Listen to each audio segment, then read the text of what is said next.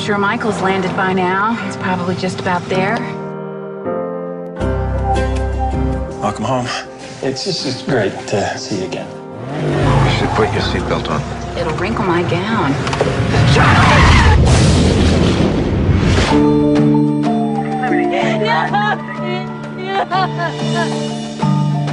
Lisa's dead. I'm so sorry. Where's Michael? He's making the arrangements. Michael's making the arrangements. Don't. It sounds like the beginning of some bad, like, 80s song. Fireflies in the garden. Something sung by Corey Hart. I know, exactly. I wear my sunglasses at night to look at the fireflies in the garden. I was about to say, I like that song. Man, I tell you, all these years I've been reading comics, I never knew that the Green Goblin was the Green Lantern's father. But apparently... little comic humor there for you. A little bit there.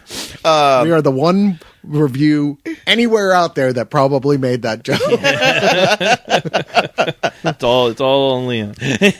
So this is all about some dysfunctional family angst in your ass. Oh boy! Wow, that really? sounds fun. You can take that in suppository form now.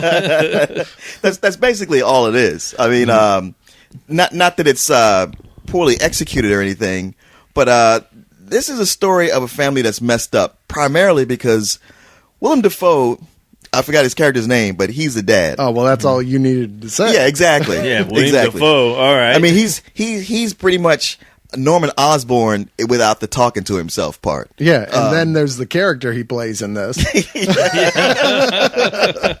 Has he ever been in anything that he played like just a regular nice guy?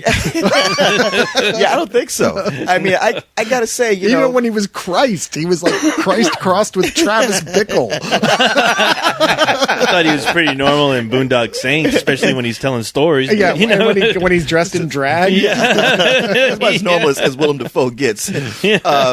Now, I have to talk about how, like, I growing up with my dad. My dad was kind of an asshole. No, this guy is an asshole. So you're going to give your dad a call now? Then? No. Oh, okay. So. Hell no. But, he's a literary professor.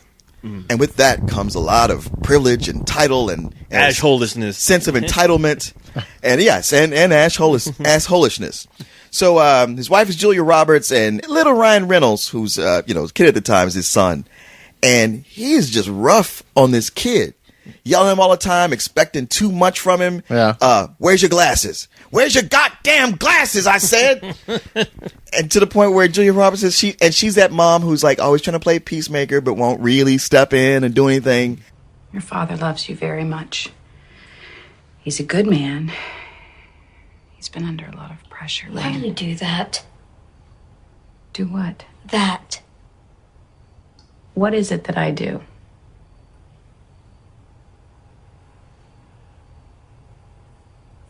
Never mind.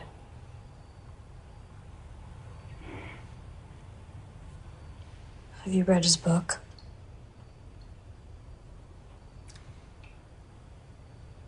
Yes. Is it any good? I think now that it's finished, things will be better. And it just kind of terrorizes the boy for so long. Now they're getting together for a family gathering. It's many years later. I mean, he's a full grown Ryan Reynolds now. He's become a writer himself, although he writes a bunch of just pop novels. So his dad still looks down on him like, you're still writing that crap. We're going to write some real crap like Spider-Man. But now he's able to go back and forth with it. And he's like, yeah, sorry, Dad. I write stuff that people buy. Damn. Instead of these dissertations that stuffy bullshit that you do. Yeah. But everybody's coming together for just an uncomfortable family gathering to begin with. And Willem Dafoe and his wife Julia Roberts, they get into a big tragic accident on the way, which is caused by one of the grandsons. It's all completely messed up. So now what was going to be a gathering is they're there for a funeral. Wow. Book. So it's not off to a great start, No. all things considered. No. And what this movie does... I've had worse family reunions, to be fair. Really worse than having somebody die in the middle of one. I've been to family reunions where there's like a stabbing at the end, and that's usually like the big climax. That's what people are looking for. Who's going to get stabbed this year? Right. Like, Believe me, a worse family reunion is when people who need to die don't. Okay, well, that's the thing. This accident happened, and Willem Dafoe, even though he's like the main cause of it, he lives. So they're like, wow, you had to still be here, huh? oh damn! Was that everyone's thought? Well, it was more Ryan Reynolds' thought. Well, yeah, because the real problems in that family is between the two of them. It's right? it's primarily between the two of them. Now there came a point when the mom's sister, who's when she's young is played by Hayden Panettiere, and later when she's older, Emily Watson. Which I don't see at all how they thought that I don't those either. two people would ever be. I don't either. Besides looking nothing like each other, even acting wise, they're on completely different scales. Well, looking at the trailer, it looked like somebody's excuse just to cast her so they can get her in her underwear finally. Yes, And which they do. approve of. There's nothing wrong with that. by the Although way. pretty sure that when this movie was made, she wasn't of legal age. So you are a pedophile, sir. You are a pedophile, co-host. Now, it's true. This movie crazy. was made 3 years ago. Yeah. What? And most, yeah. And Are you most, serious? Yeah, I'm dead serious. 2008. Fuck. Yeah, 2008, and it was mostly shot in Bastrop Well, and some of it here in Austin. It came out. Can we delete that part that I just said, please? Actually, it was like got it no came out at a problems. festival in 2008. It may have even been made in 2007. I'm not really sure. Really? Yeah. Yeah. So obviously this was shelved for some odd reason, huh?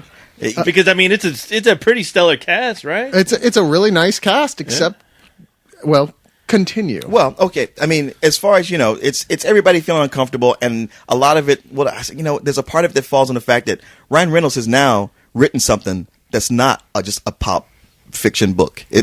He's written a memoir of his life. All that shit his dad did to him. Now he's written a book that he's going to submit to the publisher. Fuck you, Dad. And he's kind of sent it to his family members, like Emily Watson. Now she was when she came to live with them, she was his salvation. She was his best friend, even though he was kind of turned on by her because she was walking around in her underwear all the time. Oh, yeah. But Nice. and to her and her husband, and he's like, "Hey, so have you read my book?" And they're like, "Oh, I read a couple of pages. I'll get to it eventually." He's like, "Oh, that's okay, man. Read my book because I finally wrote something to mean something."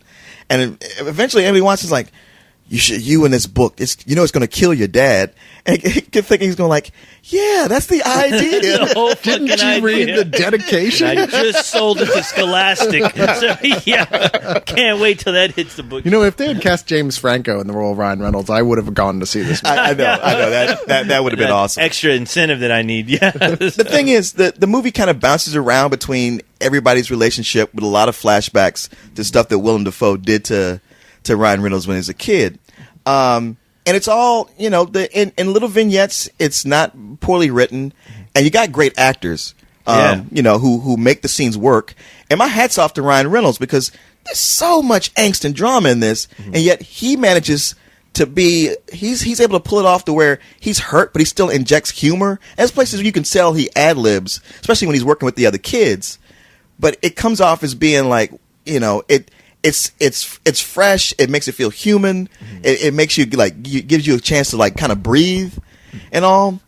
The problem with this movie is the editing, not so much the film editing, but the story editing. Is that there's times people say things where you go like, wait, I don't understand why you feel this way, because throughout the movie you see Willem Dafoe just torture Ryan Reynolds as a kid. I mean, that character, he. How bad is it though? I mean, because that's the only the only thing looking at it that's intriguing me. It's like, how bad is this guy to his kid? Does it make you hate him? He buries him alive in a coffin. Yeah, right. He